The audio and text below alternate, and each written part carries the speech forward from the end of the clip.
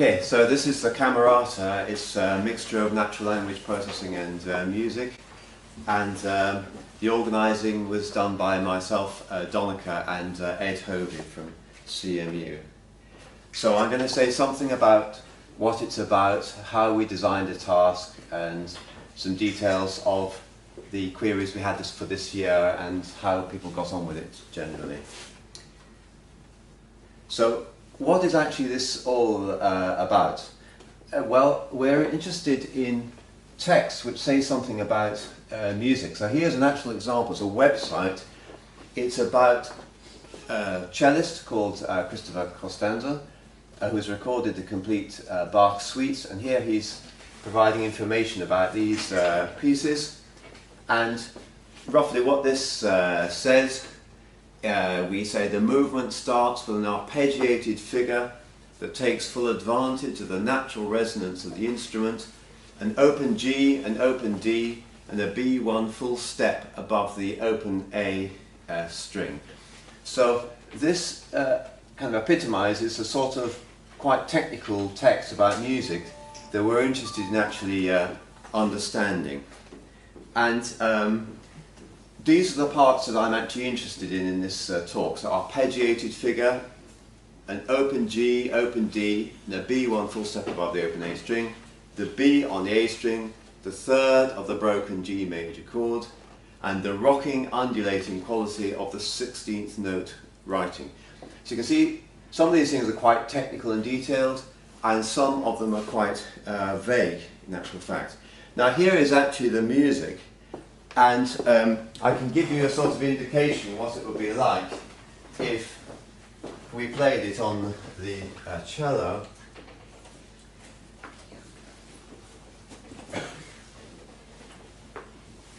We'll see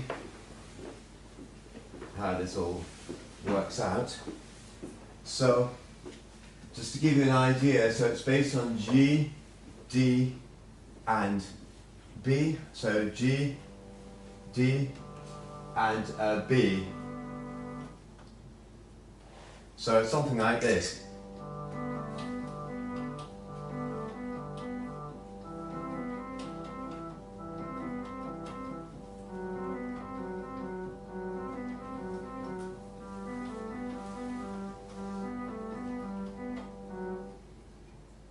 So that's roughly what it's like. So what happened here is we had an arpeggiated figure. So that's the arpeggiated figure. Then we had the open G. That means it's a string which is resonating on the cello. It's not stopped on the fingerboard. It's the sound it makes if you were just to pluck it. Then there's the open D here. And then there's a B, which is one full stop above the open A. So that's the open A, that's the top string of the cello, and we're taking two semitones above that. And there is your B1 full stop above the open A.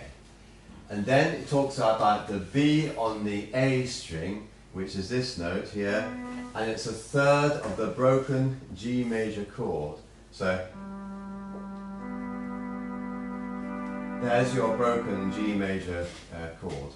So that gives an idea what it's actually talking about in this actual piece. So this is what we're aiming to sort of explicate in this task. Now I have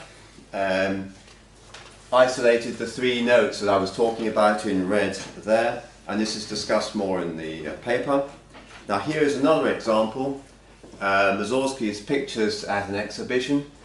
And this is one of the tests we used in this year's task.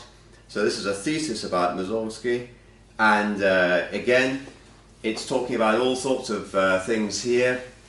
Intervals which are predominantly major seconds, minor thirds and perfect fourths, found in most Russian folk songs.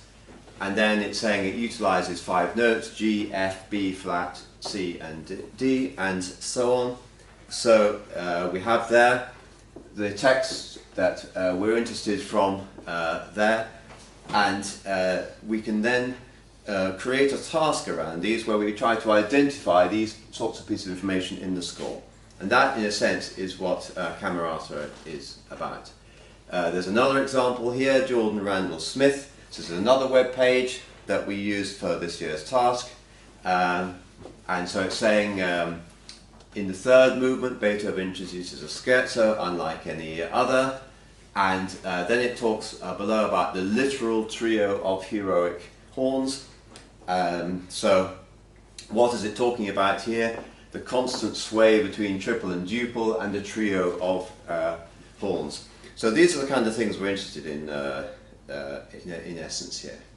Here's another example. This is Robert Simpson writing about Beethoven. So it's quite a long and detailed article talking about some of the features of one of the string quartets. So its approach to the capitulation is unexpectedly dramatic, to the dominant of the F sharp minor. So just yet another example of what we're talking about. So essentially, these types of musical reference can be highly specific, they can be complex, or they can be metaphorical or figurative. And these ideas can also be used for generation as well as for recognition. And I thought I would try to demonstrate that. So I'm going to give you a couple of cards here, and you've got to choose one of them and then read it out. I assume you're experts on music.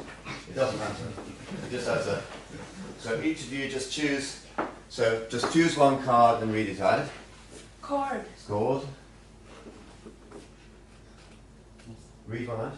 Against? Chord against? Octave. A chord against octave. So what would that sound like? A chord against octave. It could sound in any way at all. But here's our octave. So this is going to continue going throughout the passage. And then we've got some kind of chords.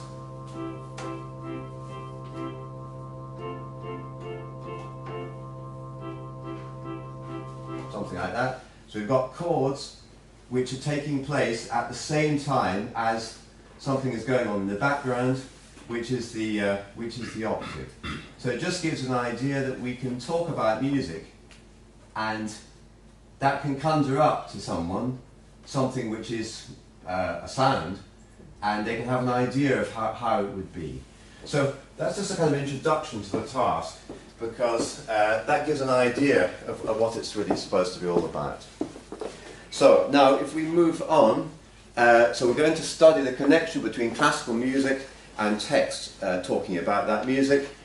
There are various applications for it, for teaching, for academic study, and so on.